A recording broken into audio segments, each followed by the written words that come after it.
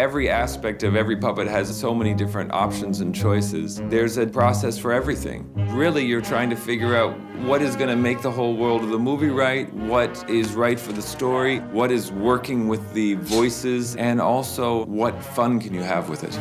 Natto petto! Andy Gent, he's the boss of everything to do with puppets. I want my master. From here at the Puppet Workshop, we're responsible for delivery of puppets, making them, and we've got on this nearly 900 characters, several thousand faces that have been sculpted, moulded, painted, all have been done by hand. The largest number of puppets created by hand, so that's crafted out, that's not using 3D printing for a stop-motion film. I'm getting confused now. Working on character design, we'll start a sculpt in plasticine. The scale of sculpting has been immense compared to anything I've worked on previously. 12 sculptors for an animation in general is unheard of, really. Once we've got a sculpt in plasticine that gets approved, we'll make a mould of that one. The mould making is quite important as it picks up all the sculpted detail. 4 different dog scales and 5 different human scales. 200 characters have face replacements. Then we have building the armatures. The armature is essentially the moving facility of the puppets. Some animators like the tension to be fluid and loose, and some animators like the tension to be really quite hard. It's specific to each animator. You can cast the silicone on top of the armatures, which will then give us a skin on our puppet build. Our job is to paint in the skin, in the mold, and then set the armature in and basically pour some silicone. This is fantastic. It's quite translucent and it's very soft. It gives us loads of nice movements. Once you've got the silicone on top of it, you can paint it with all of the little bruises and flecks and shrapnel scars on them.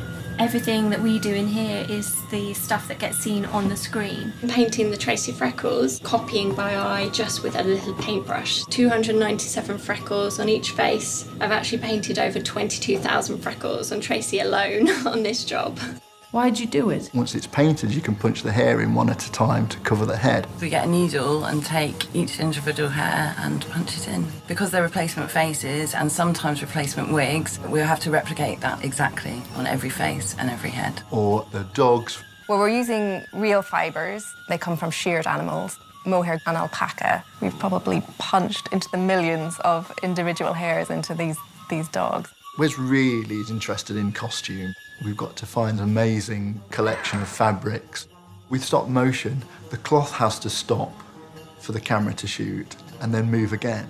You need to be able to control the fabric and give it weight. We use sheet lead that we roll really thinly, aluminium wire. It's like another puppet being built into the costume. And of course, once you've got that, then you're pretty well ready to shoot. It's as simple as that.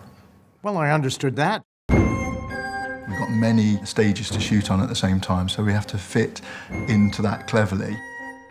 There's only one Bill Murray. I was the lead mascot for an undefeated high school baseball team. And there's only one Scarlett Johansson. That's none of your business. So you can only shoot him one at a time, whereas we're trying to shoot 12 at a time on 12 different sets, and then also in 5 scales. Wow! I'm always amazed how each puppet that we make ends up as a beautiful, moving character. It always takes my breath away. I'm infinitely surprised with what the animators can do. It's genuinely magical.